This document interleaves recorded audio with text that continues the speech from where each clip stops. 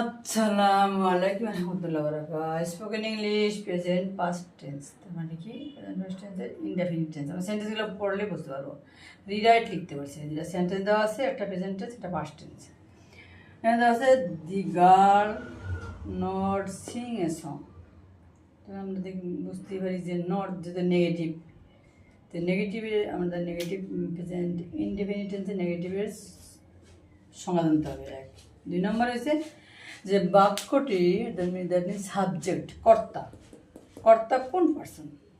আমরা জানি যে প্রেজেন্ট টেন্সের যে প্রেজেন্ট ইনডেফিনিটিভ বা প্রেজেন্ট টেন্সের কর্তা থার্ড পার্সন, সিঙ্গুলার নাম্বার হলে এস বা একটা এস যোগ হয়।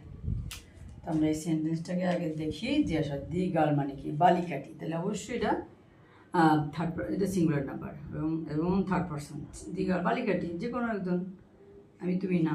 তাহলে দি গার্ল আগে লিখি, দেখি তারপর কি লেখা যায়।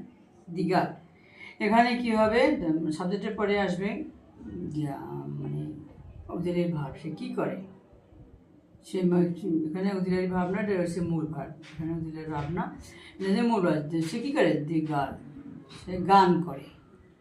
তাহলে দি গার্ল ডু হবে, নট হবে পরে, কিন্তু ডু তো হবে না, যদি হচ্ছে থার্ড পার্সন তাহলে হবে কি ডাস। ডাস, তারপর আসবে নেগেটিভ নট, সরি গান করে না। হ্যাঁ, এখন আর কি, এখন হবে আর কি আমাদের রিরাইট, মানে যখন দেখবো গুছিয়ে তখন আমরা রিয়ারেঞ্জ করবো, তখন আমরা বুঝবো যে আসলে সেন্টেন্সটা কী। এখন এখানে কোনো সেন্টেন্সই হচ্ছে না। তা the girl does not sing a song, বালিকাটি গান গাচ্ছে, গায় না, গাচ্ছে না, না গাচ্ছে তো কন্টিনিউয়াস টেন্স হবে এ সং, গান গায় না। এখানে দেখা আছে দে গো টু কলেজ ইয়েস্টারডে, মানে তারা গতকালে কলেজে যায় বা যাই হবে।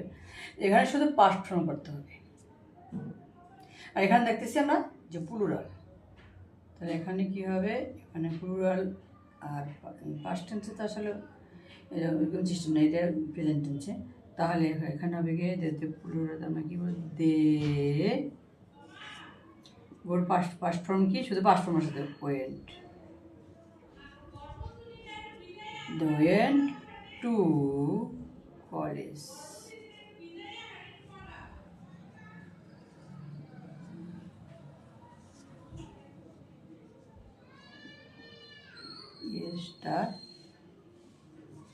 ডে, এখানে শুধু আমরা ফার্স্ট ফর্ম করে দিলাম।